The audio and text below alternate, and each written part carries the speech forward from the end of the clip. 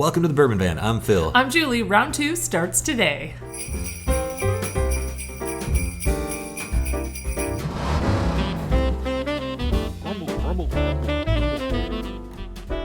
This episode of the 2024 Bourbon Van Advent Whiskey Tournament is brought to you by Still Austin Cask Strength Bourbon.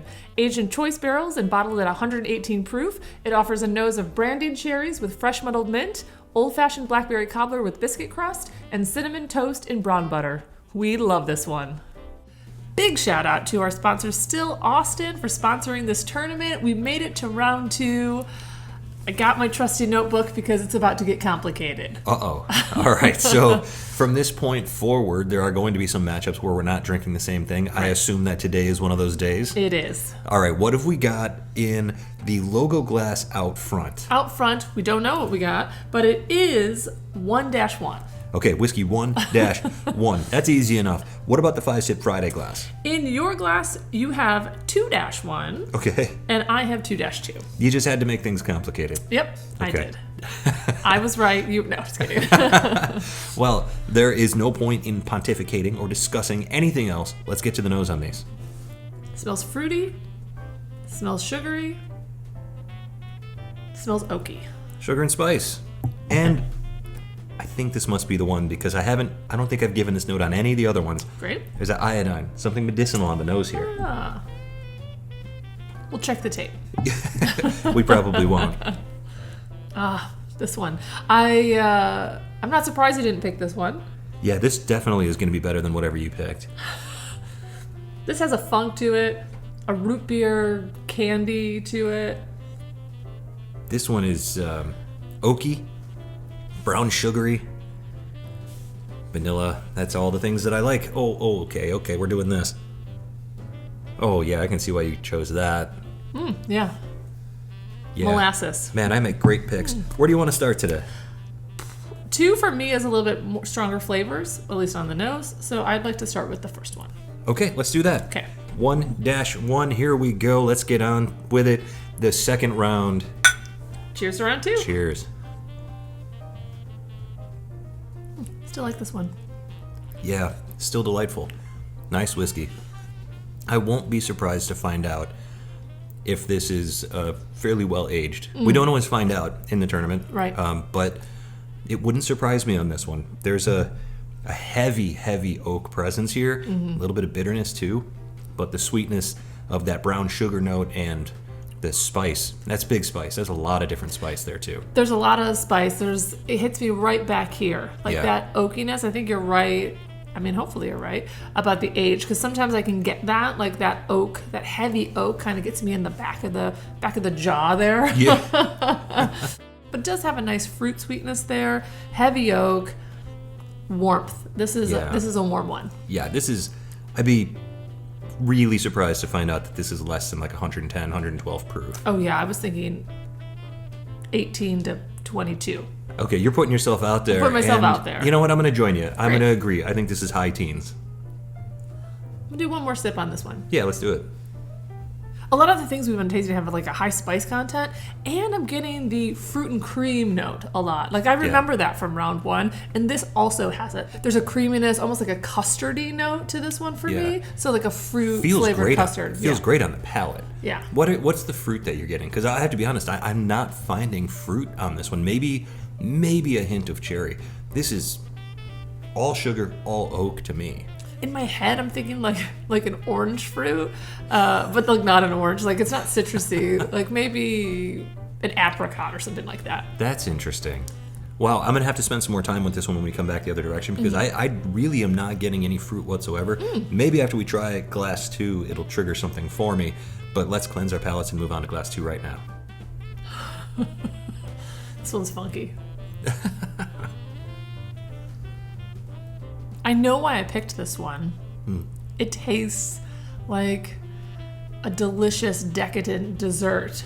There's something like a bit creme brulee-ish about it. Like there's burnt sugar, there's a little bit of custardiness, but it's also like fall flavors. Like there's some molasses in here. It's a fall drink. That sounds nice. Yeah. And I can see why I selected this one as well. It's got Again, a nice spicy sweet balance. There's a pie crust on here. The gooey, crunchy sugar on the pie crust that got overbaked just a little bit. That's a nice note that's here. Not a ton of fruit here.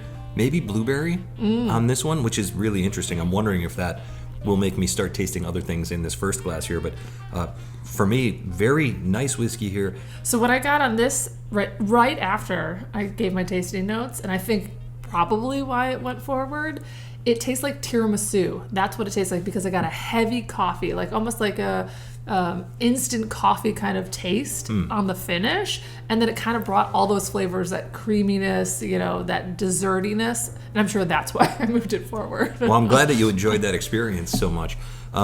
This one is a really straight ahead whiskey, whatever it is. Spicy like a rye, but sweet like a bourbon. A lot of things to like in there. The finish, that sweetness hangs around, but the dark sugar on the palate becomes a light sugar on the finish. Really, really nice on the tail end there. I definitely liked the second sip better than the first sip on this one. So I'm going to sit with it for a little while and then cleanse my palate, and I'm going to go back the other direction. I'm satisfied. I'm just going to kick back and relax here on day number 9. Well, and I haven't had my second sip yet. I've just been... Look at you. There is something not super appealing about the nose on this one. You have to really like this flavor. I can see a lot of people taking a waft of it and be like, no. Yeah. But the flavors of the sip are so delicious. Yeah, I could see people being turned away by that nose. Absolutely. Yeah. I'm just going to start doing some back and forth here, because it's going to take a minute to get to the bottom of this. Unless there's something really interesting here, we'll be back in just a second with our decisions. We did a little A/B testing. Do Sure. you have a decision? I do. Oh, good. Yeah, and I'm surprised by the direction that I'm about to go. Count it off. Go ahead. 1, 2, 3. Oh, we split again. We continue to split. Absolutely.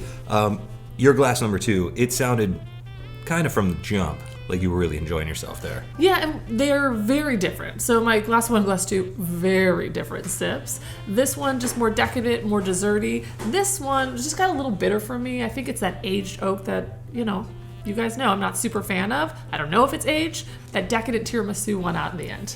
Well, and for me, it was the age that did it here. Just a more complex sip. I actually think that glass number 2 is a really, really solid, nice whiskey. Tastes like something maybe that you could find on the shelf out there. Right. I don't know.